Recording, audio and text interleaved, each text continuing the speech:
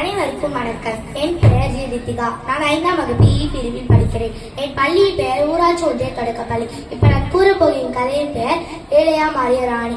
ஒரு சின்ன கிராமத்தில் கடலும் தாண்டி ஏரியும் தாண்டி எல்லாத்தையும் தாண்டி ஒரு சின்ன கிராமம் இருந்தது. அதில் ஒரு ராஜா ராணி எல்லாரும் வாழ்ந்து வந்தார். அப்போது ஒரு சின்ன குடிசையில் தொல்லை கொடுக்கிற மனைவியோட விவசாயி வாழ்ந்து வந்தார். அப்போது ராஜாவும் ராணியும் சேர்ந்து நடந்து போகும்போது, ராஜா அங்க சண்டை போடுறாங்க, நீங்க அரண்மனைக்கு வர சொல்லுங்கள், நான் அவங்களுக்கு ஒரு பாடம் சொல்லி கொடுக்கிறேன் அப்படின்னு சொன்னார். உங்களுக்கு எப்படி தெரியும் அவங்க சண்டை போடுறாங்கன்னு? எனக்கு தெரியும், நீங்கள் வர சொல்லுங்கள் என்று ராஜா சொன்னார். 2 பேரும் அரண்மனைக்கு வந்தார். அரண்மனைக்கு வந்து வணக்கம் சொன்னார். அரண்மனைக்கு வந்தார். நீங்க 2 பேரும் சண்டை போறீங்களாமா? நான் கேள்விப்பட்டேன். இல்ல ராஜா, நாங்க சந்தோஷமா நல்லா வாழ்ந்து வரோம். நீங்க பேசுறது ராணி கேட்டிருக்காங்க.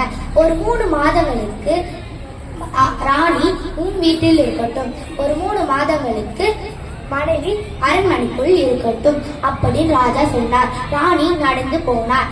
வீட்டிற்கு போய், என்னப்பா இவ்வளவு அழுக்கா இருக்கு, நம்ம சுத்தம் பண்ணுவோம் சொல்லிட்டு சுத்தம் பண்ணிட்டு வந்தார். விவசாயி வீட்டுக்குள் வந்து, என்னப்பா இது என் வீடா, என்னாலே நம்ப முடியவில்லையே அப்படின்னு விவசாயி சொன்னார். ராணி சொன்னார், வீட்டுக்குள் வரும்போது ஒரு குச்சாச்சும் எடுத்துட்டு வா, வெறுமனே வரக்கூடாது கை வீசிட்டு அப்படின்னு சொன்னார். அப்புறம் அந்த பேராசை பிடிச்ச மனைவி நகையெல்லாம் கீழே சதறி சாரி எடுத்து கண்ணாடியில பார்த்து இருந்தா. அப்போது ராஜா வந்து, ராணி எதுக்கு பரவாயில்ல, ராணி எப்ப வருவாங்களோ அப்படின்னு யோசிச்சுக்கிட்டே போனார். 3 மாதங்களுக்கு பிறகு ஏழை மனைவி வீட்டிற்குள் வந்து, என்னடா இது என் வீடா, என்னாலே நம்ப முடியவில்லையே.